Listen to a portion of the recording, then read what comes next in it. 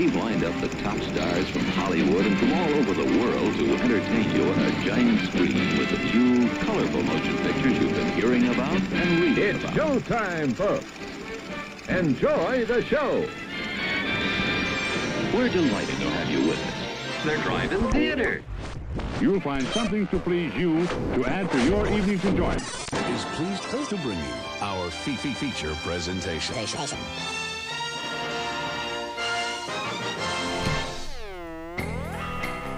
Good evening.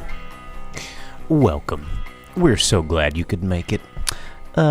It's Monday night. It's just after 8 o'clock. It is time for the Drive-In Speakerbox. I'm your host, the boom operator. I'm the grip. You're supposed to say it dramatic. Yeah, I was trying to figure out a way to make my voice be weird and sweaty balls voice like yours. What? What about that sounded sweaty balls? Have you never seen the sweaty balls? I don't show me sweaty balls. I don't need to see any sweaty balls. Is that the?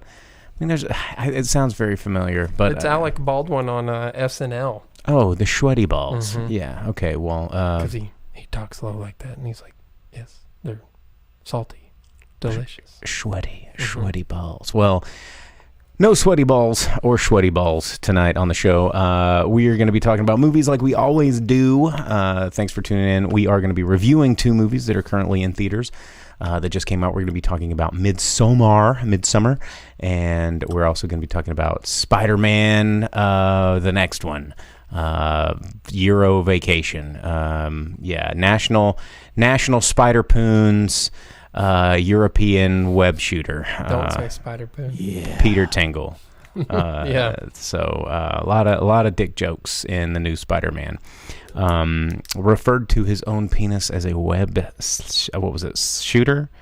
He's like, "Oh, his costume's a little tight around the old web shooter." That's in the trailer too. Talking about his pecker. So ever since Guardians of the Galaxy, how many pecker jokes have we had in the MCU? In how many there was like penises have we had injected? There was 2 full-blown minutes of the Hulk with his ding-dong and naked bee cheeks. This is where we're going, ladies and gentlemen. This is the road that we have paved and peen. Or whatever, 4-peen, bi-peen, I don't know, it's weird. Anyway, so we were going to be talking about that later in the show. But let's get into the news, shall we? We got some stuff to talk about. Not a whole lot of stuff to talk about because we do have 2 movies to review, so I do want to get in on that. But one thing I wanted to mention, I saw a little trailer for it this week, and I was kind of intrigued because I do like Dracula, and I like things vampire. And is that Eddie Murphy? No. Why would it? That was a long time ago. Vampire in Brooklyn. This is like the second time you've brought up Vampire in Brooklyn in like less than a month. You just need to go home and watch that movie. Yeah, I do. It is a good movie. But no, Eddie Murphy not returning to reprise his role as Vampire in Brooklyn. But you guys all remember the success, the pretty much global phenomena that was BBC's television series Sherlock. But a lot of that creative team that is brought that one to the world is behind a new series that they're working on, centered around old Mr. Dracula. Dracula is just called Dracula, and I think it's going to be a 3-part, 90-minute each, like 3 feature-length films, chunks, that I think is going to be cool, man. It looks neat. I saw the trailer. I like the style, but it's also Dracula, and I like Dracula, and I like British Dracula, and I like that. I like that kind of return. British Dracula. I don't know, like the kind of like, hello, lovely. Hey, I'm classy, and I'm going to suck your blood, and I'm going to be cool about it, know. Hey, I'm from the Europes. Is this Fonzie as Dracula? Yeah, it's funny. But, like new Draculas and new vampires are like, we listen to The Cure, and Nine Inch Nails, we hate our freaking parents, we suck your blood, wallet chains, wallet chains, wallet chains. And it's like, that is like all vampires these days. And I'm not into it. Like, I'm not, everybody's like, oh, you're probably so goth. And I was like, probably, yeah, if goths weren't so lame. Like, no offense to any of our goth fans out there. I'm sure you're all great people. And I mean, I'm could probably be, I wear black all the time, and I like monsters, and I hate the sunlight, and I used to work in the mall, and, I mean, color me goth. I mean, I have a 9 Inch Nails album. I like the Ghosts album, so I guess what does that make me? You're like the grown-up version of the kid from My Mummy. Pretty much. Yeah, that's me. But anyway, yeah, Dracula. I like classic Dracula, so I think it'll be cool. Anyway, that's that. You can Not the one where Charles Dance bites Luke Evans and turns him into like a super warrior.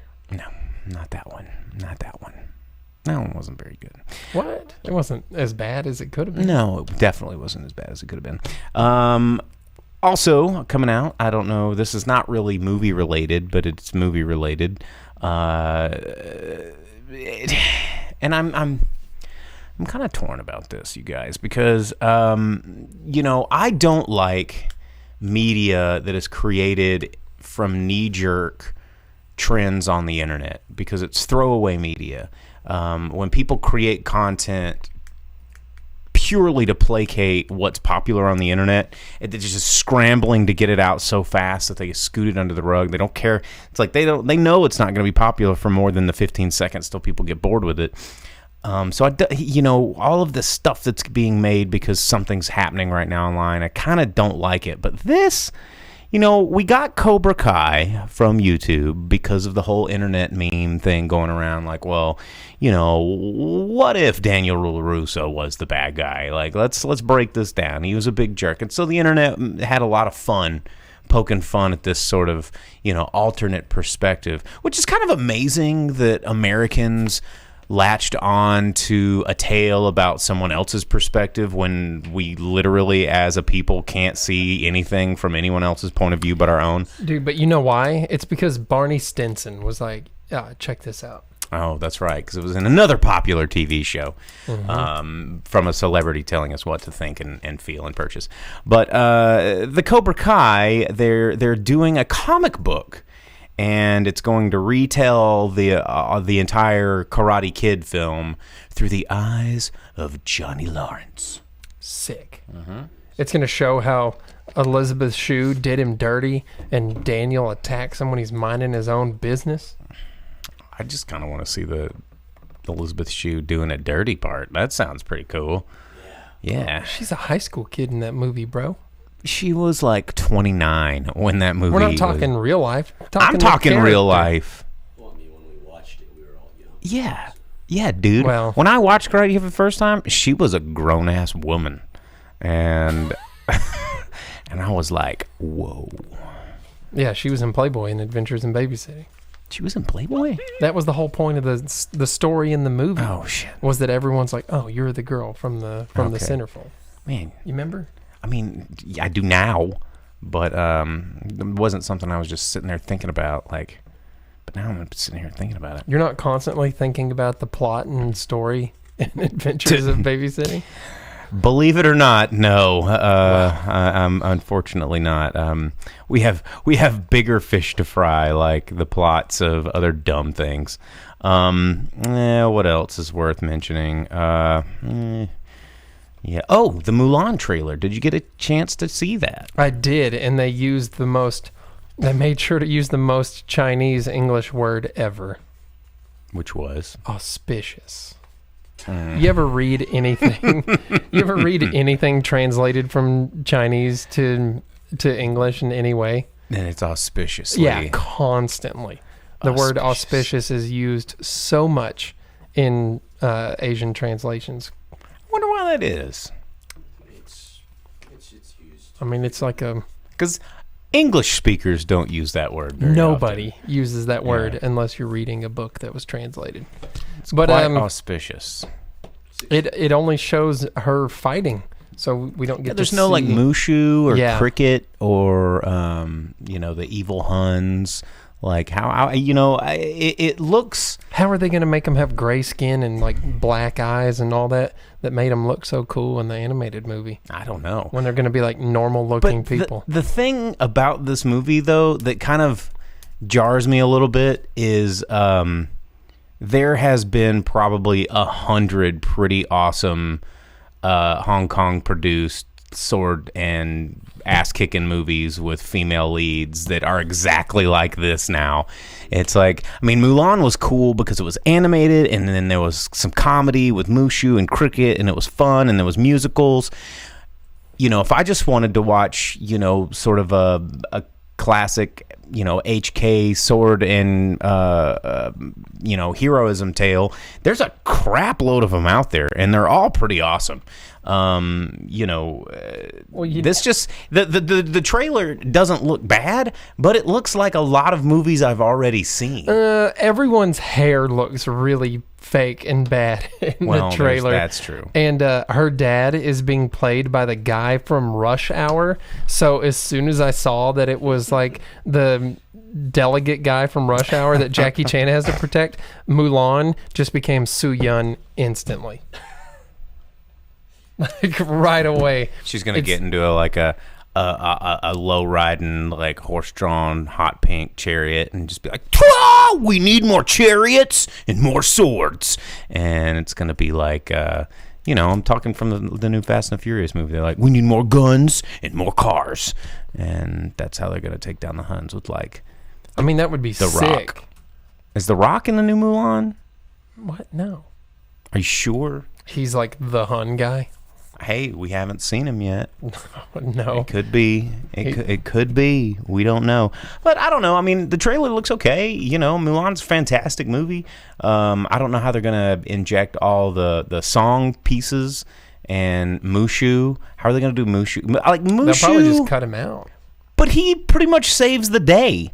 Like he's what ignited all those fireworks. Well, he's her guiding spirit. Yeah. That her ancestors force onto her. to protect her while she's on her journey. And I don't know, like it just makes me want to go watch movies that are already out that are probably going to be better than this. But I'm going to see it. I like the trailer. Hey, right now it's slated for April of 2020, so you don't have to worry about it for a long time. Yeah, I like the teaser. The teaser was okay. We'll keep you updated on how that one progresses. This is something that we hadn't talked about in a long time. Movie Pass, you guys. Do you still have yours? No. Oh. No, I got AMC, the AMC Select. So, we only have AMC and Malco, and I can't stand Malco's seats anymore. So I just go to AMC all the time. So I let my Movie Pass expire because I just don't need it in this market. So yeah, I get double points on concessions. I never pay for anything at the snack bar anymore. I'm just like, I'll use $10 in credit points, and they're like, well, sir, you have like $7,000. I was like, yeah, 7,000's a big number, isn't it? And they're like, how did you acquire such? I was like, I'm an A-lister. They quit telling you how many points you have because used to be like, oh, do you want to use your points? I'm like, yeah, I want to use them. That's why I have them. Duh, what do you think I'm doing at the movies, bro? But anymore, I'm like, do I have points? And they're like, you have 1,000,000 points. I'm like, I'm going to use the points. Mm-hmm. I like that you have the choice because sometimes when you go with your friends and they're like, yeah, let's get some soda pops and some sweets. And I don't know why all my friends are from the 40s, but we go up to the concession stand and I'm like, I don't want to discount their drinks. I'm gonna buy it all and earn the points because I get double points on concessions, but then they're gonna pay me back. And then the next time I go, I'm like, give me the 1.5 pound pretzel for free. And when it's just me and I don't have to share none of it, then I'm sitting there getting fat and alone in the theater, dunking double cheese sauce. Drinking Mountain Dew, getting fat and sassy. Dude, it's my favorite way to be in the theater. But anyway, MoviePass is shutting down for several weeks for maintenance, which is never a good thing. That is like Several a lot. weeks? Yeah, a lot of businesses that like go, we're going to be closed for a month for remodeling, or we're going to be closed for the summer for restructuring, or we're going to take a temporary hiatus. It's just like, dude, just don't lie to yourself. You're done. You're done. And you're hoping that everybody forgets that you failed. I mean, I think there's it was 4th of July. Like we were trying to go to our local Houlihan's restaurant, and after we watched the fireworks, like they got a really dope flourless chocolate cake there. Paid for, copyright 2019 Houlihan's Inc. Trademark Drive-In Speakerbox. A really good flourless chocolate cake. And so I was like, yeah, I'm going to go get one of these. I'm going to just treat myself, pat it all the river. I'm going to get this freaking cake in my life after I celebrate America with fireworks. And then I Googled it, and it was like temporarily closed. I'm like, temporarily closed? So I drove by, and this is July 4th, mind you, and there was a sign on the window that said, we will be closed starting, I think it was February, for some renovations to our Rogers location. I'm like, February, March, April, May, June, July. That ain't temporary. Y'all done. It's just like, just say it. You're done. And, just MoviePass is done. They're done. Because Regal Cinemas is doing their own subscription service now. So you got AMC doing a subscription service. You got Regal doing a subscription service. You got Netflix kicking butt. You got Amazon sticking movies in the theater. You got, you're done. You're done, MoviePass. Thanks for paving the way. Thanks for being the Sega CD of movie theater subscription services. Finish him. Yeah. MoviePass fatality. Poor Sega CD. I know, dude. Hey, look at this cool technology and all this memory, and everyone's like, that's cool. It looks like crap, though. You gotta give us a year and we'll fix it. Haha, you're dumb. What a dumb idea. And then everyone does it afterwards, after they've had a long time to think about it. Speaking of a long time to think about stuff, did you hear about this? Everybody's been talking about the Akira live-action feature film that no one really wants. And no one wants to see pills and clowns. No, a big giant flesh wad of. Oh yeah. And yeah, that's scary. But the original creator, the original creator, dude, Katsuhiro Otomo is coming back and saying that he is going to not only remaster in 4K the original Akira, because he has the negatives, he can do it, but he's also planning an original new animated series. So is this the guy that made the movie or the guy that made the manga? Because the Akira movie... He is the creator of the manga. Okay. Yes. So the manga goes a lot further than the movie. The movie was only ever the first half of the story. Yes. And you never even get the second half. And so that's where the series is supposed to go take us. Sick. So that is awesome. And shout outs to Matt there. I just saw his comment on our Facebook chat that said he has a weakness for the gourmet caramel popcorn, which is also at the AMC theater. It is also pretty delicious. It comes out warm and chewy, crunchy. Ooh, yeah. Pull out those fillings. But anyway, Akira, good, cool news, because it's not being done by some bastard-ass Hollywood idiot. It's done by the guy that started it. Like, that's how it should be. If the dude is still around, like I was talking about not too long ago where they're like, oh, you know what? We should get Taika Waititi to do a Time Masters or Time Bandits reboot for Apple TV. And it's like, well, how about you get Terry Gilliam to do it, because he's still making awesome stuff and alive and over there doing movies. And they're like, nah, Taika Waititi sells tickets. Didn't you see Thor Ragnarok? And everybody's got Taika Waboners going on, and it's just... he's a funny dude, but come on now. If the original creator's still there, let him do it, man. Just let him do it. Unless it's George Lucas. And he quit. He didn't want to do it anymore. He was like, I'm over it. Yeah, I think that's really all I want to talk about. There was some Joker news that popped up where everybody was talking about how the creators of the new film are saying it has nothing to do with the comic books. So don't even think about trying to compare this to the comic books, because we're just making up our own damn story, and it doesn't even matter. It's not for the fans anyway. It's for the Chads and Brads that are going to dress up like Joker every freaking year until they're dead, and going up to their girlfriend and going, "Wow, so serious!" Oh wait, and they're going to be dressed up like Joaquin Phoenix, saying, "Why so serious?" And why not just advertise it as an Elseworlds movie? Get that DC alternate universe one-shot thing going, and then it'll make all the sense. Because then the comic fans are like, because the Chads and the Brads can't comprehend the alternate dimensions. Like, that's the thing. Like, you're gonna go, quantum physics and alternate dimensions. Hey man, why are there like 6 Flashes, dude? I mean, you only need one guy to go real fast. Guy. But, you know, Superman's the coolest. And, man, don't even get me started on Batman. He's a bad mother. You know, no one gave a shit about Aquaman until Jason Momoa got all muscly about it. Hey, I'm not talking about us in this room. Have you ever seen Batman Brave and the Bold? If my name were Chad or Brad, no. The answer would be no. Well, it's probably the only cartoon that's comparable to Batman animated series original, because Diedrich Bader is just as good of a Batman as Kevin Conroy. Yeah. Dude, I'll die on that hill, man. Diedrich Bader's an awesome Batman, and Aquaman was the coolest in Brave and the Bold. Speaking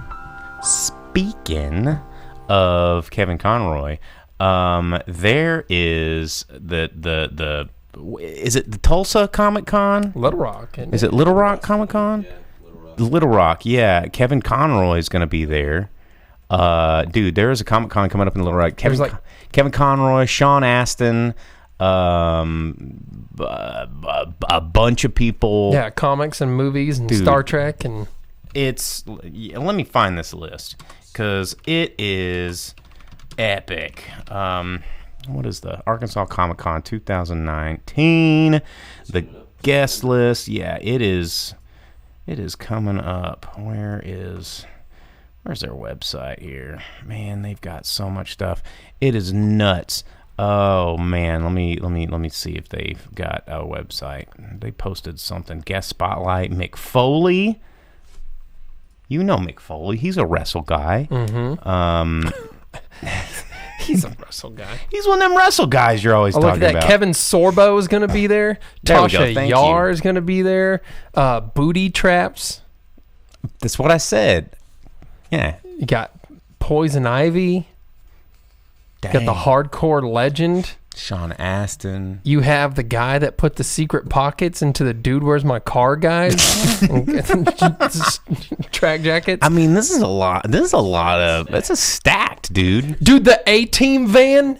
The A-Team van's going to be there. John Connor's dad. Yeah, exactly. / Johnny Ringo. Dude. That's pretty. We all go September September 8th, 7th and 8th. Sounds like a good time. Maybe I will check it out. You want to go meet Kevin Sorbo, right? Dude, meeting Kevin Sorbo would be sick, because as soon as the line ends right before I get my chance to talk to him, I'll go, disappointed.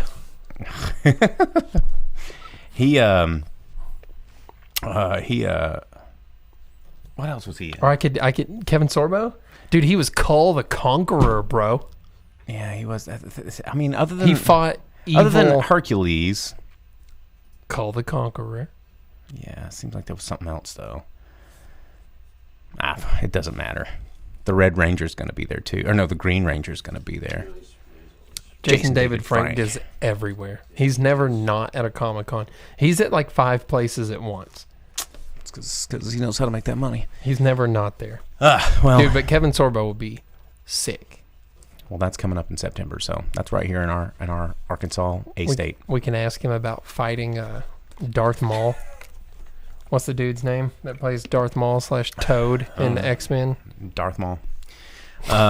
His name's Darth. But anyway, that's with the news. We need to move on. We need to talk about movies that are coming out this weekend because there are a couple new movies coming out this weekend. And we're going to tell you about them. This week, not a 700-day opening weekend like, Spider-Man's all talking about. Spider-Man Far From Home broke the world record for 6-day release on a Tuesday in July.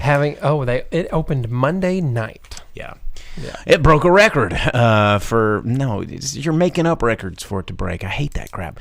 But we've got 2 movies that are coming out in wide release, one coming out in limited release that I'm kind of interested in, I'm going to mention. But the one that I can't stop seeing trailers for, and I'm kind of tired of seeing trailers for, is Stuber. It's, of course, more Dave Bautista everywhere. And, yeah. I mean, nothing wrong with that. Dave Bautista More all over the place. Nanjiani too. Yeah, man. He's everywhere. Every single place. He was, he made the Big Sick, and all of a sudden, he's boom, just all over it. Everywhere, all over it.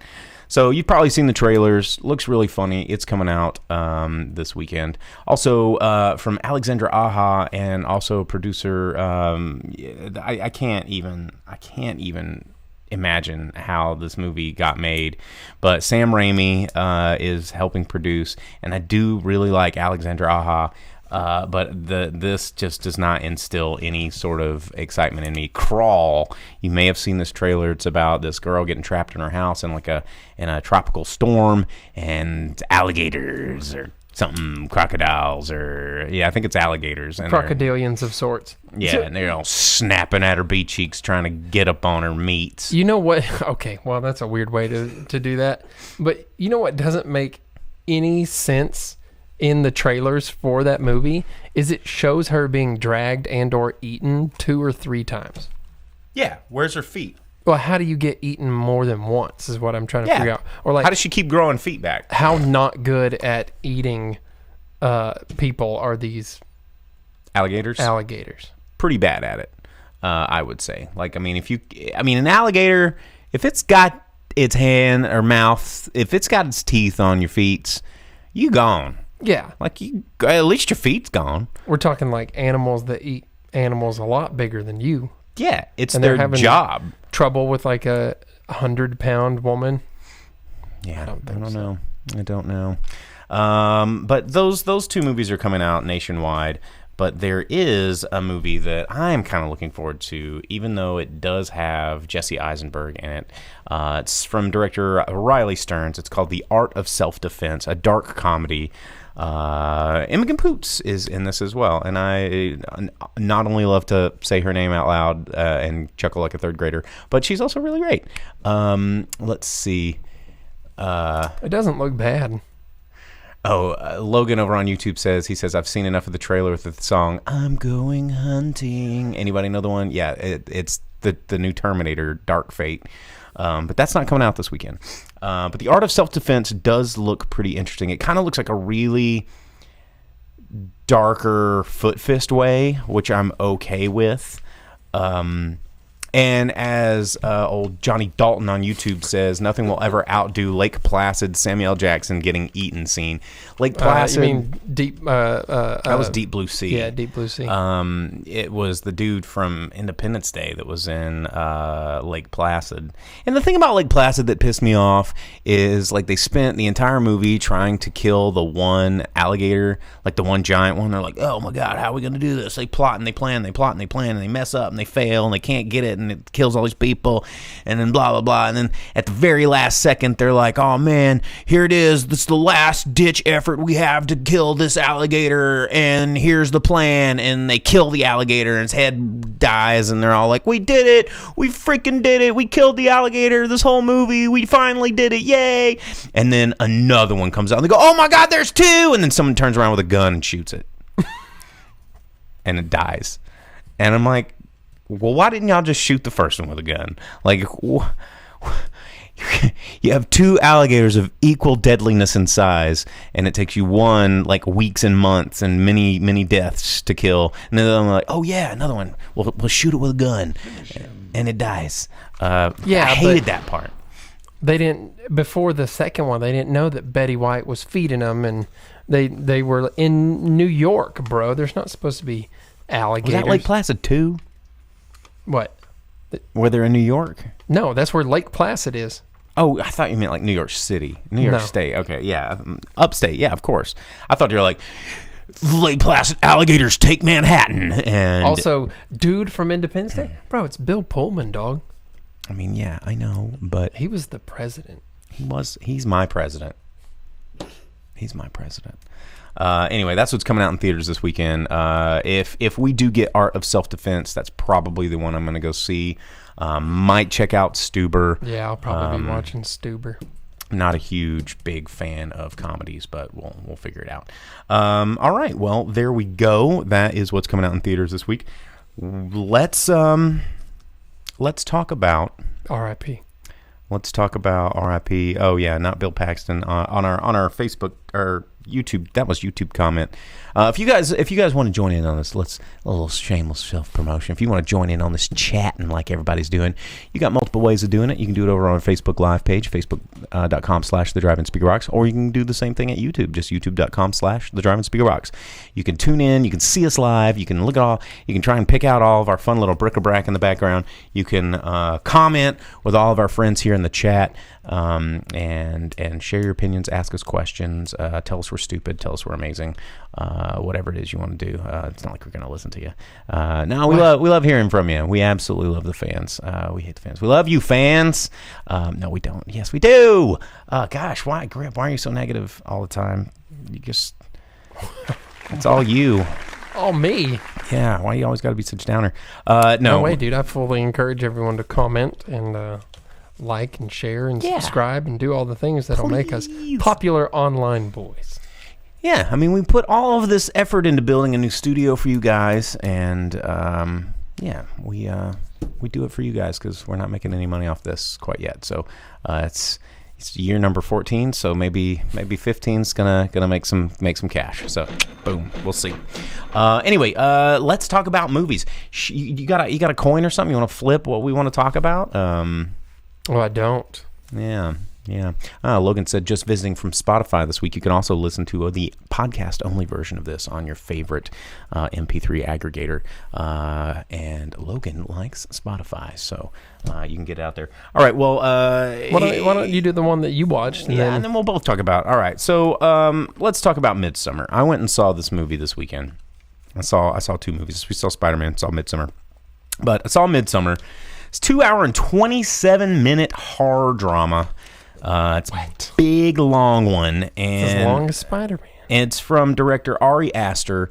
A lot of people have been talking about Ari because of his previous movie that came out called Hereditary, which was pretty creepy, movie about witches, pretty unnerving and unsettling for a lot of people. I reviewed it on the show. You can dig back deep. There are episodes back there where I talk about it, and I enjoyed it. I think that to me the worst part about that movie was the trailer. The trailer was too revealing, and so a lot of the one of the fun things about a horror movie, in my opinion, is when you get to experience the turn of events from the character's perspective. That's oftentimes the best way to experience fear in a horror movie, is putting yourself into that situation and being immersed in this sort of, like, if that were you, like, you're going to be scared if something comes around the corner. You're going to be, you don't know what lies in the darkness. Your imagination's running wild, and when you get home, you turn on the lights because of it, because you're still kind of engrossed in that sort of that headspace, and that's what makes good horror. But when you take that element away and you sort of educate your viewer and say, okay, well, the monster's behind that corner, and he's going to get blown up with dynamite at a certain point, and this is going to happen, and it takes away all the consequence from a viewer perspective and from the character perspective. So you're just kind of waiting for stuff to happen, and you don't really get the same level of immersion in a good horror film if you know that the monster's behind the corner and what it looks like and what it's capable of and how it's going to die at the end. Like, that's not scary, and you just kind of are sitting there waiting for these scenes that you've seen to happen already happen, which, an action movie is different, and a comedy is different because a joke can be told twice, and everybody likes seeing a car ramp, like, and whatever, those things are fun to experience viscerally, but the horror is one of those things that the anticipation is and the buildup is generally the most scary part. It's not the end result. And I think that the trailer for Midsommar ruined it, because if you've never seen anything about Hereditary, go watch Hereditary. I think you'll enjoy it, but don't watch a trailer. Don't read a review. Just sit down and just know it's spooky. Just it's going to be creepy. Watch it, and I think you'll have a really good experience. But that brings me to Midsommar. Stylistically, it's very similar. Ari Aster has a really big boner for cults. He loves cults. And one of the interesting directorial choices that he took in both Hereditary and Midsommar is these movies both take place kind of in the broad daylight, which is a pretty bold choice for a horror movie. A lot of people in horror, you want to go dark, you want to go scary, creepy, things that already kind of elicit fear. But he likes to sort of frame things from more of a situational fear. And, honestly, nothing's more scary than a bunch of people that believe in some crazy crap. And I get it. I side with him on that. And I've read a lot of reviews about this movie, because when I left this movie, I wasn't that impressed, and one of the things that I love to do in a movie that I'm still kind of parsing apart, or things that have a lot of moving pieces that you kind of need to dissect, and anything that's kind of art housey, is I go home, or I rush out of the theater, because I normally sit and watch credits. I'm that guy.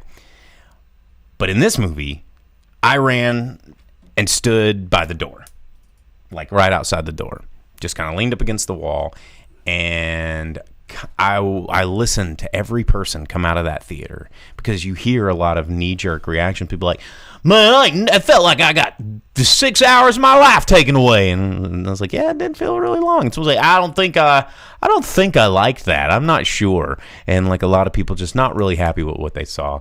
But then on the opposite side of the spectrum, there's a lot of people that are really into kind of pretending that they're smarter than everybody else, and kind of going, this movie was a masterpiece. And I was like, do you like it just because it's not, the other people don't like it, and you're just going to cling to this, or do you actually like this for a reason? And so I've been reading a lot of these reviews, and there's, people are reading all of this stuff into it, like this movie is about the fighting the patriarchy, and I was like, no, I didn't watch that same movie. I watched a movie that was really long and had absolutely no fleshed out characters that I cared anything about. Not even the main character, Danny. Like, she had an amazingly expressive face that carried this whole movie through happiness and sadness and all these collective weird feelings that she's going through this breakup. Like, there were plots and points in this movie that I think Ari could have taken a turn and made this far creepier and far scarier, but he didn't. He just kind of focused on this slow, long payout that never happened, and to the point where at the very end, your main character, when she has this change inside of her, which feels like it should be a bigger payout than it is, I just didn't care. The cult made her eat pennies, basically. She had change inside of her. And at the end, she was okay with the pennies, but I just didn't care, because there was no consequences in this movie. Every character that was slain in this movie, you didn't care about. Like, you barely even knew their names or where they were from or why they were even there. There's a thing about horror movies that, it's either you don't want the character to die, so their death is scary, or like in a classic slasher film, so many people die. It's not about the people dying. It's about the ways the people that they die. So it's like you see, Jason Voorhees pick up like a 2-liter of Pepsi and shove it in a guy's throat so hard it comes out the back of his head. And you're like, oh, what? Oh, man, gross. And you laugh and you're like, oh, that's crazy. But, and so you don't care about the guy that got the 2 liters shoved in his head hole. You care about the way he got his head hole shoved. And this movie did neither. Like, you didn't care about any of the people dying. And when they died, you saw like their corpse later. And you're like, oh, well, yeah, okay, yeah, duh, we knew he died, but Okay, so he got buried in the garden. Ooh, spooky. Like, it didn't do anything for me. And the soundtrack was amazing.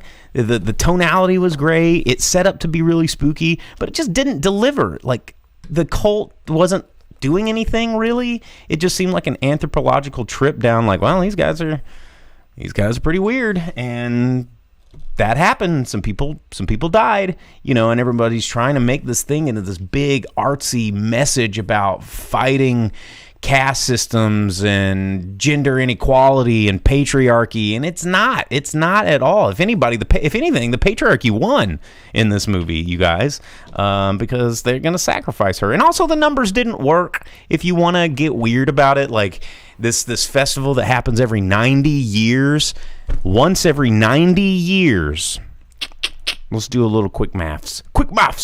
If this festival that everybody that was there was very invested in, knew how to do every single ritual down to this amazing minute detail, and they were in it like it was no big deal, like it was another Saturday, like we do this every Saturday, don't even every 90 years, okay? But spoiler alert, in this little cult, no one lives past the age of 72 because they kill themselves in sacrifice, okay? So, if the 1-year-old baby that was born at the last festival witnessed the last festival and lived to be, he couldn't. He'd be dead before the next one. Everybody would be dead before the next one. So how would they pass down these traditions, and how would they believe in them so much? It's like and someone's like, maybe there's a WikiHow, and it's like, no, they did. Maybe there's more small scale ones that they do every now and then to stay up on practice.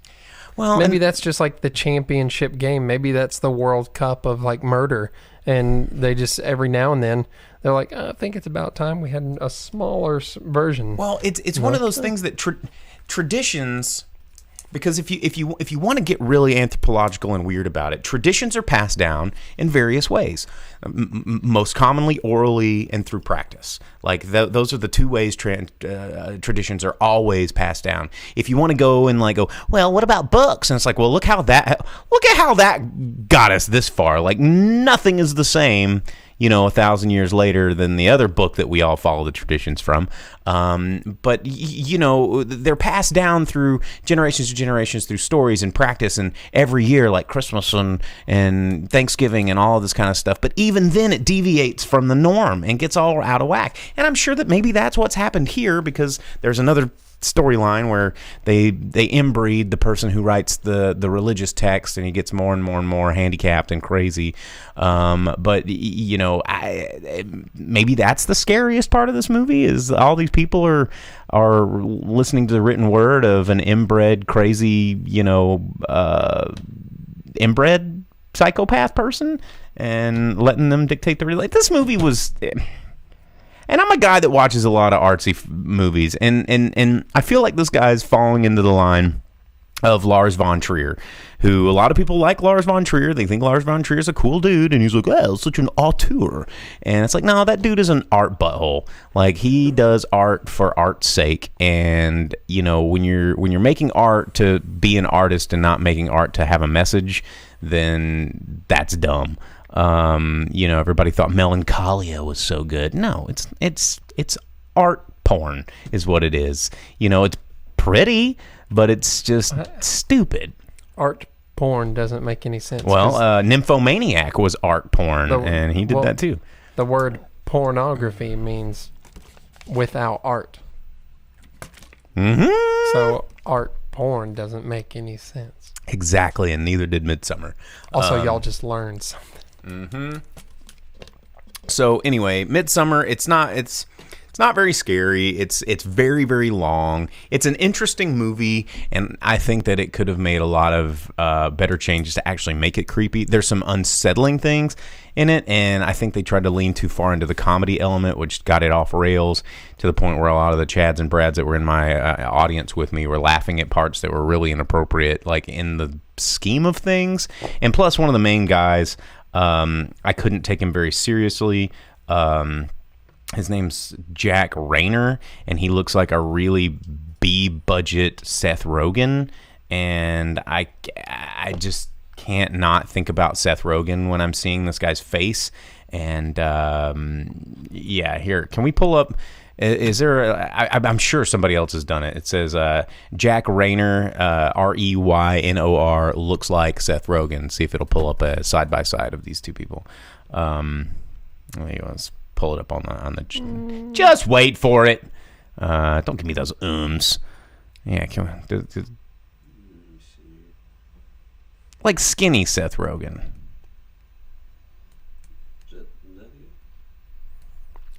Yeah. Yeah. Skinny Seth Rogen. Oh, it's right there. Top one. Boom. Yeah, see? I don't know. It's like... It's not the same guy. He has a Seth Rogishness about him. And it's weird, and I just don't like it. And it weirds me out. So anyway, that's it. Let's talk about Spider-Man. Oh, Johnny Dalton on YouTube said Dog Soldiers was art. Dog Soldiers was good. That's a great movie. Okay, How do we jump into this? How one? do you begin to talk about the Spider-Man, especially without telling everyone how the movie happens? Because there's only like 120 seconds worth of like story and content, and it kind of the entire movie pivots on that one bit, and you can't give that part away. Okay, here we go. Spoiler alert, Mysterio's in the movie. Have you ever read a comic book? Okay, so that's one of the... yeah, I mean... Have you ever in your life read a comic book? Mysterio's the bad guy. I mean, he's been a bad guy since the 80s. Or earlier. Yeah. Earlier, yeah.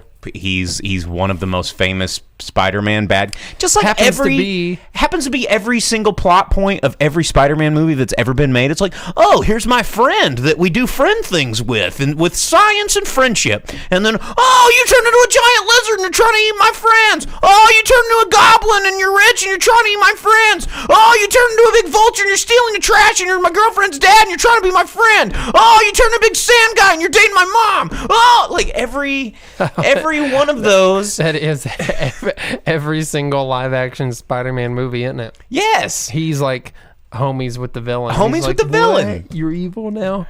And Also, I'm Peter, and they're like, "Oh, we have conflicted emotions, but we still have to fight." That's every single movie. Every single one of them. Every single one of them. Even Venom is like, oh, my buddy from high school got this suit that I threw out that was from space, and now he's mad at me, and you're my best friend, and now we know each other, now we gotta fight. Well, like, no, when Flash Thompson became Venom, that's what I'm saying. He's a good guy Venom. Yeah, but Eddie Brock Venom. It's all people that he knows. Yeah. And so this is no spoiler alert. Mysterio's the bad guy. Yeah, and they, so when they you try to hook you in with the twist, but if you've ever read a comic book, ever, then it's not a it's twist. It's not a twist. It's not a twist. Though they do play it out pretty well in the movie if you are just completely oblivious to Spider-Man anything.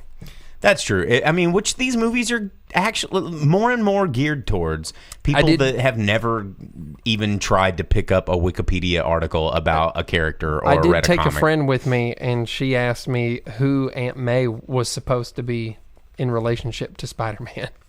Oh, my God. And I was like, well... Yeah. Like...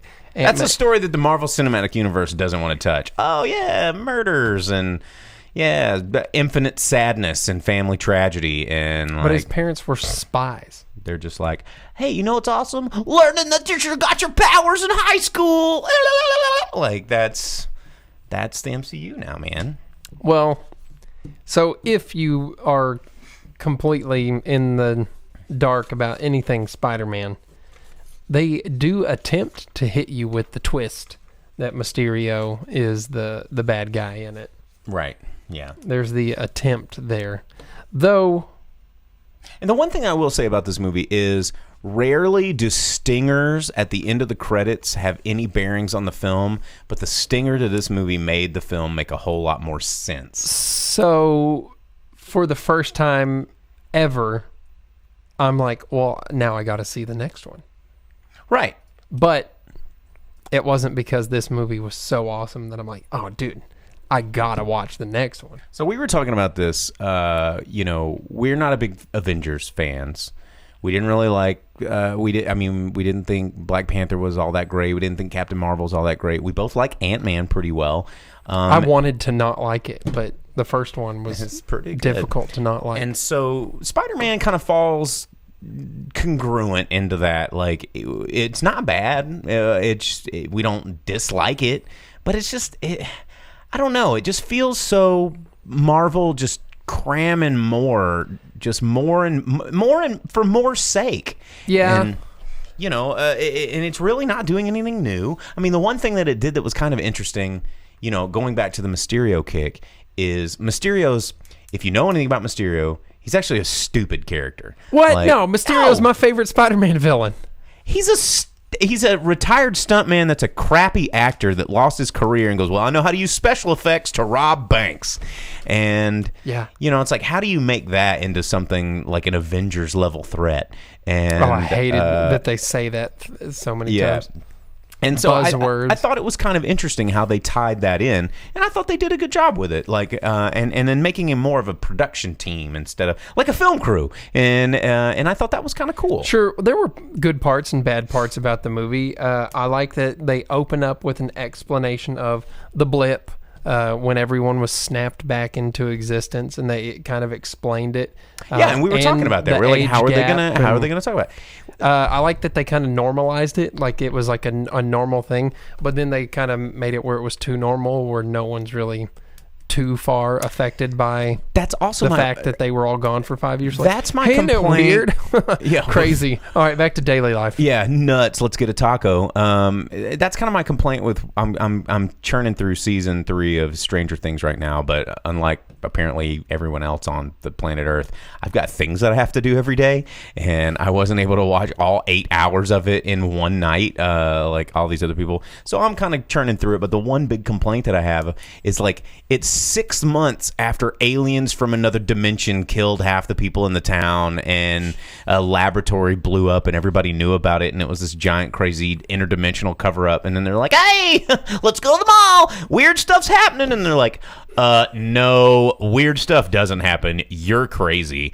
That's the dumbest thing I've ever heard." And you're like, "Oh, well, remember your best friend who has telekinetic powers and can close interdimensional gates with her fingers?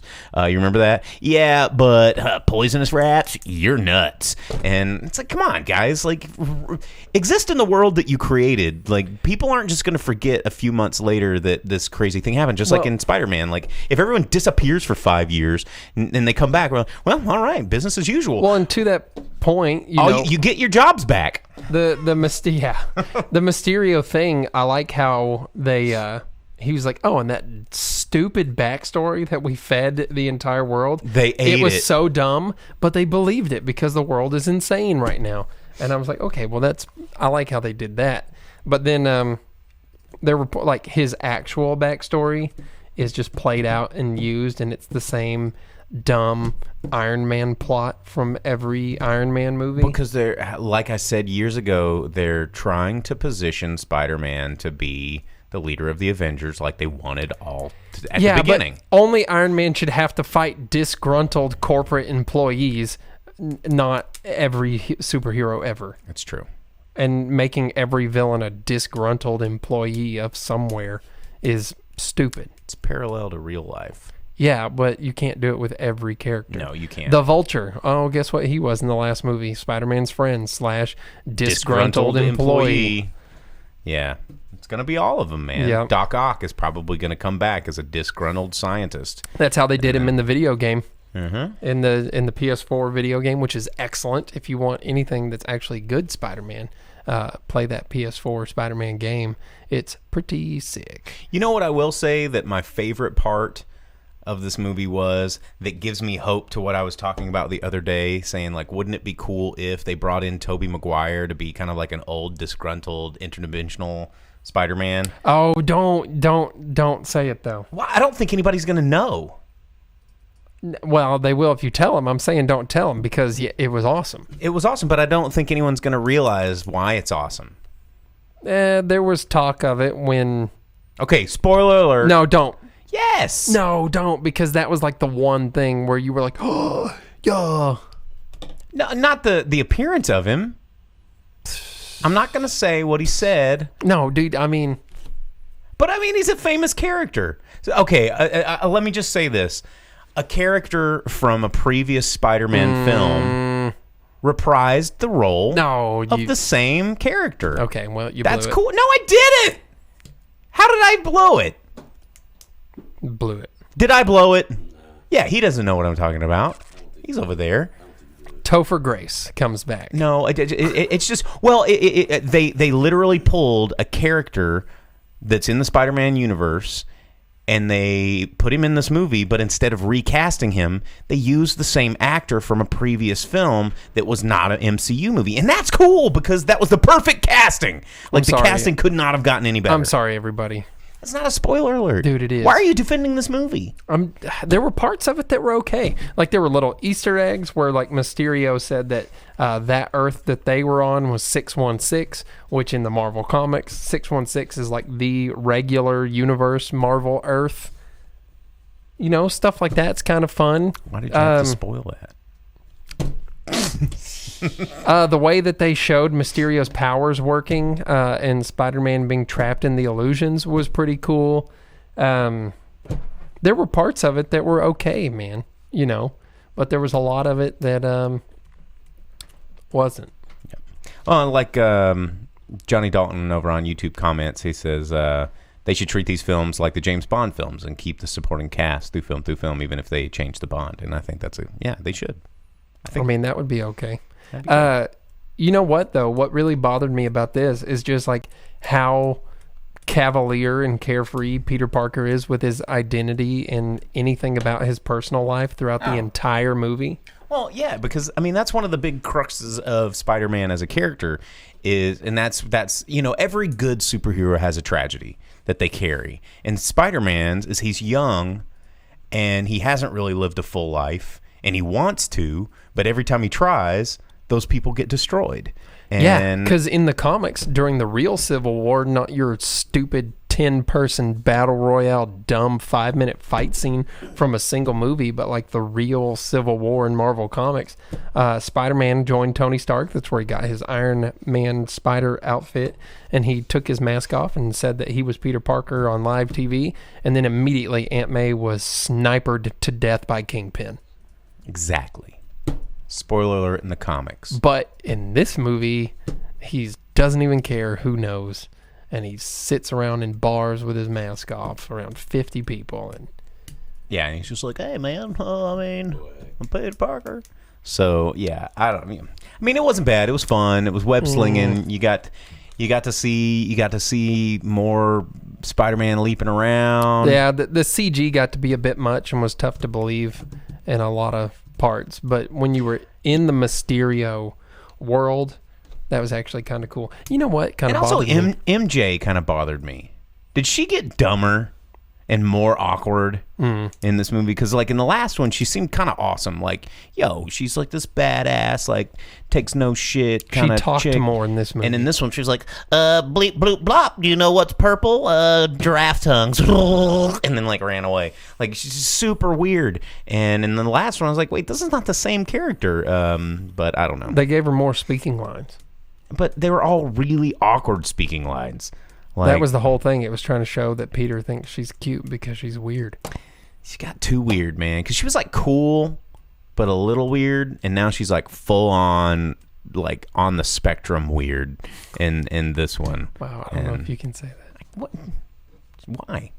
She might be on the spectrum. I don't know. I need to check her out.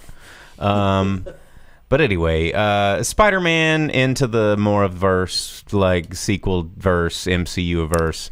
Sony bleeding into the Marvel verse is what this movie is. It's okay. It's one of those movies you have to watch it because it's part of the overall big dumb story. And it's Ant-Man-y. It's not bad. It's going to leave you with more questions than answers, and just like make they do. You have to watch the next one. Comment coming up from YouTube. Did the Spider Zord show up? No, it didn't. No, but when's he going to have the spider buggy? I don't know. He's going to get one. When he turns 16, because didn't he say he's like 15? Yeah, it's going to drive the spider buggy.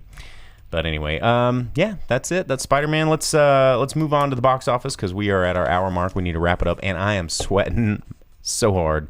It is super hot up in this studio. We turned the AC off so that the sound sounds good, and I'm dying. So I need to get a makeup chair in here. we do makeup powder. Let's do it. So we're gonna do the box office for July 5th through 7th, 2019. Keep in mind this was a holiday weekend, so a lot of these movies came out on Tuesday. Made a lot of money. So we'll start with number 10, work our way up to number 1. And number 10, Rocket Man from Paramount, bringing in $2.6 million in its sixth weekend release. $40 million budget brought in $89 million at the box office. Still holding on. That's pretty cool. Yes, it is. Number 9, Avengers Endgame from Buena Vista, bringing in another $3.1 million. 11 weekends out, $356 million budget brought in $847 million at the box office. And man, I need to check. I want to make sure that Disney hasn't done it yet. Yeah, Disney, despite, they're like so close. They're so close to taking over Avatar's spot. They have $2.772 billion, and Avatar has 2.788. So do not go see Avengers. Do not let them, with their sneaky ass re-release tactic, get you to help them win another stupid box office record. Don't do it. Boycott that movie. Anyway, so let's see here. Number 8, Men in Black International, bringing in $3.7 million to Sony. $4 million or 4 weekends in release. $110 million budget brought in $72 million at the box office. So it's kind of floundering there. Number 7, Secret Life of Pets 2 from Universal, bringing in $4.6 million in its fifth weekend release. $80 million budget has brought it in $140 million at the box office. So doing very well. Number 6, opening up one of the biggest indie openings of the year, actually. Midsommar from A24, bringing in $6.3 million in its opening weekend. Of course, adjusted for the holiday, it brought in $10.9, so pretty good for a little tiny indie film from A24 there. Number 5, Aladdin from Buena Vista, bringing in another $7.5 million in its seventh weekend release. $183 million budget brought in $320 million.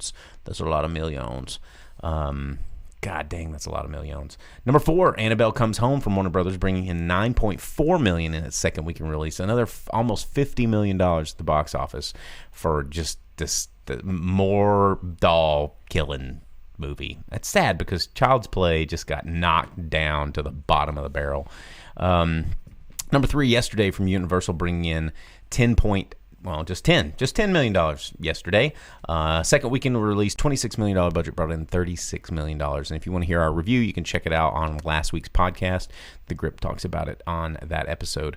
Number 2, Toy Story 4 from Buena Vista, bringing in $33.8 million at the box office in its third weekend release. $306 million domestic gross. And if you want to hear our review of that, not last week, but the week before that, you can check out our review of Toy Story 4. And the number 1 movie in America, of course, breaking the record for biggest 6-day opening on a Tuesday in July in 2019. The biggest July in 2019 ever.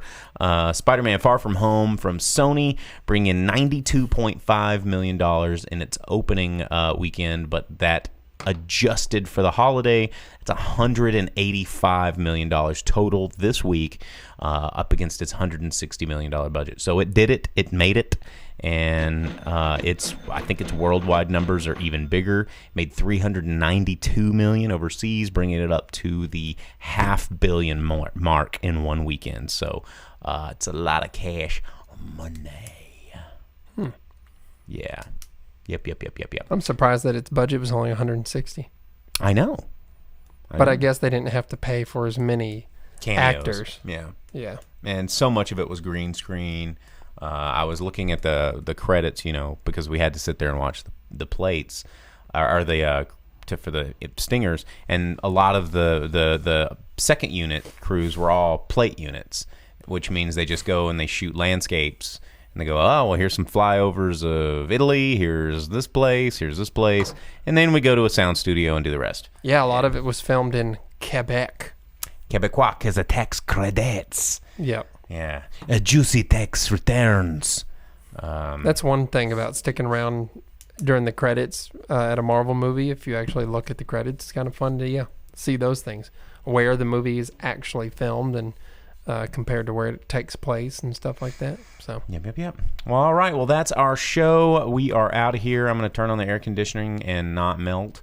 And tune in next week. We're probably going to be seeing Stuber and maybe see the that little dark comedy karate movie if I get a chance. So. Oh, and I need to see what Fathom events are out. That's right. So follow us on the Instagrams, the Facebooks, the Snapchats. We do have an Instagram. It's out there. You can take a look at it. You can find us on the YouTubes, all the things. So do it. We'll see you next week.